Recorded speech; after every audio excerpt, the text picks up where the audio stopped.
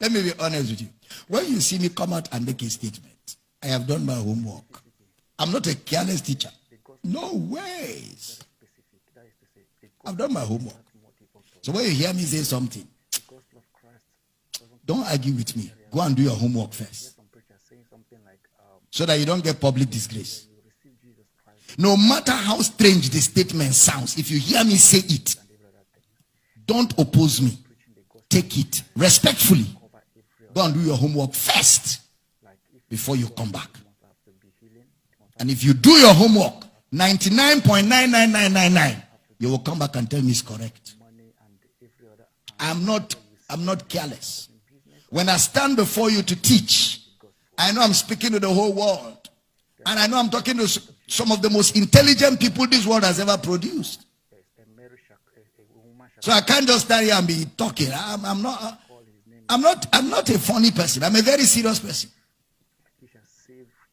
You are not a covenant child. In case you were still thinking it. That's why I repeated it. You're not a covenant child. Now, the word covenant is the Greek word ditheke. Ditheke. D-I-T-H-E-K-E. D-I-T-H-E-K-E. I'm repeating because I want to talk covenant now. D-I-T-H-E-K-E. Ditheke is used for two things. Please pay attention now. The word covenant has two shades of meaning. It can mean covenant as a contract between two people. Ditheke, which is why the word D-I in the word D-I, which means two. A contract between two people. Because a covenant is a pledge, a vow, an agreement between two or three parties to carry out certain terms. Look at everyone. To carry out certain terms. And both parties have terms to the covenant. And if any party breaks the term, the covenant is breached. And when a covenant is breached, there are dire consequences. So what you are saying is, if you say you and God have a covenant, what you are saying is that God, who is perfect, infallible, never makes mistakes. God, who is sovereign, supreme. God, who is perfect in every sense of perfection, is in a covenant with a man who himself is not sure of himself. That is, you and God are in a covenant. That is, you and God wrote contract papers with terms to be fulfilled. And after agreeing on the terms, God signed one side. You signed one side. That's what you mean by covenant.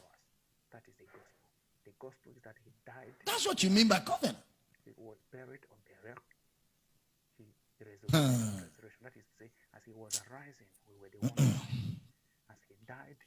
You know, some people don't even understand English again when they come to church. They leave English at home. They come with their native language to church. They don't understand it. They don't even think. Perfect cannot enter covenant with imperfect. No. Deity cannot enter covenant with mortality. No. So the first shade of that word is a contract. The second shade of that word is a will. A will. You know, when you make a will, you commit to do something. In a will, it is not two people. In a will, it is one person that does all the commitment. The other partner in the will is inactive. Hello? The other partner is just a consumer. The other partner is just a beneficiary. The willer has the responsibility of making sure the will is executed. That's why when your father is writing a will, he gets a lawyer to sit down with him and he writes the will. And he tells the lawyer the terms on which the lawyer will implement the will for his child. And the lawyer will abide by the strictness of the will because it is a legal document. That's why when the man is dead, the lawyer enforces it without fear. Without fear, because it is as authoritative, that document, as the Constitution of Nigeria. That document. Because it was sworn in a court of law. When your father's head was normal, under proper healthy condition, he confirmed that will. So that will has the backing of the Constitution of the Federal Republic of Nigeria. So any lawyer can take that will to the court and implement it without anybody challenging him. But in a will, it is the responsibility is on the willer. The other party is not an active partner.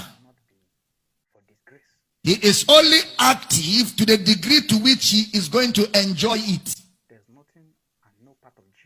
Hello? Yeah. He has no part to play.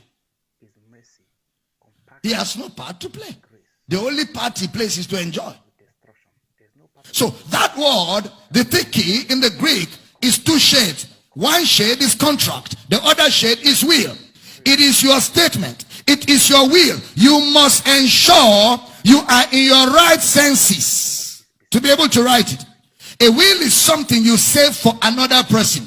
Two people are involved, but the other person is supposed to actually do nothing. I am making a commitment to that person. So it's also a covenant. Look at Acts chapter 3, verse 24 and 25. Getting blessed?